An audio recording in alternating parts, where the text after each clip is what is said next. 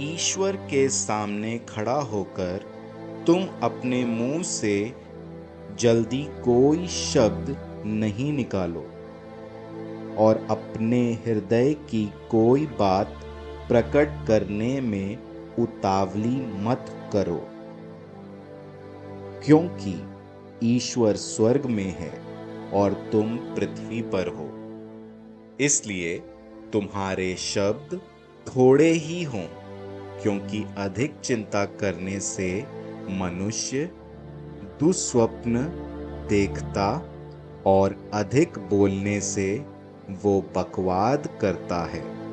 यदि तुम ईश्वर के लिए मन्नत मानते हो तो उसे शीघ्र पूरा करो।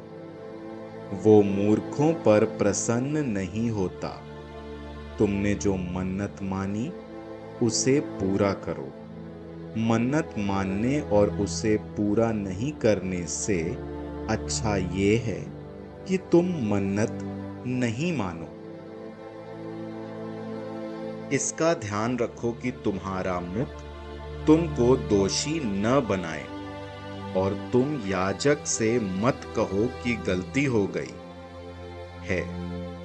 कहीं ऐसा ना हो कि ईश्वर तुम पर अप्रसन्न हो और तुम्हारे परिश्रम का फल नष्ट कर दे।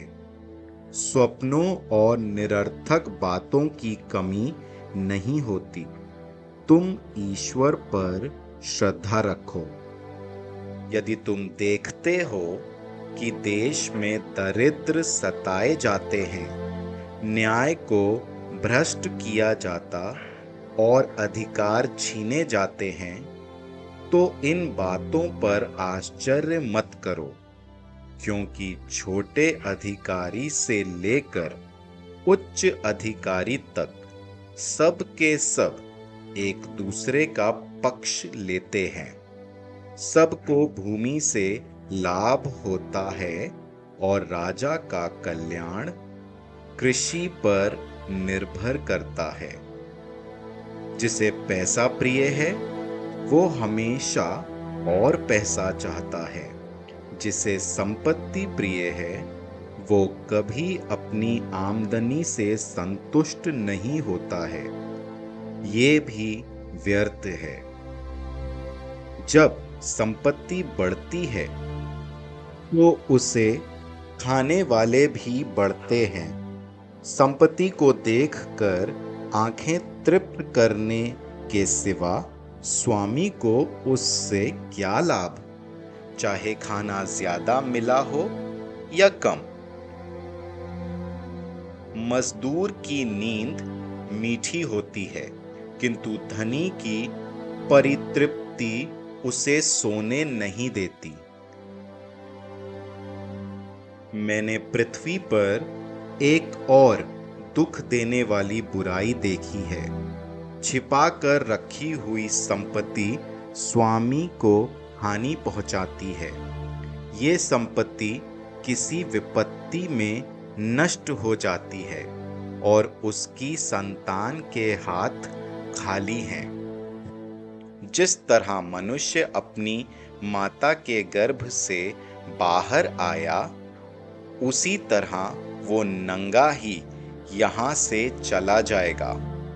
वो अपने परिश्रम के फल का कुछ भी अपने साथ नहीं ले जा सकता है। ये भी एक दुख देने वाली बात है।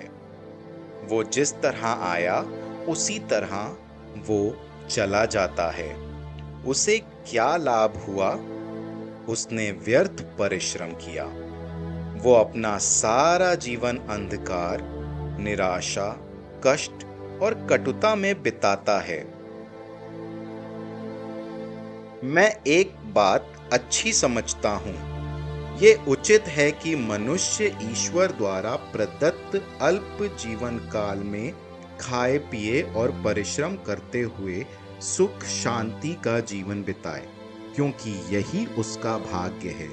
यदि ईश्वर किसी मनुष्य को धन संपत्ति प्रदान करता है और उसे उसका उपभोग करने के योग्य बनाता है, तो वो अपना भाग्य स्वीकार करे और परिश्रम करते हुए सुख शांति का जीवन बिताए। ये ईश्वर का वरदान है। ये बिरले ही अपने जीवन के अल्पकाल पर विचार करता है,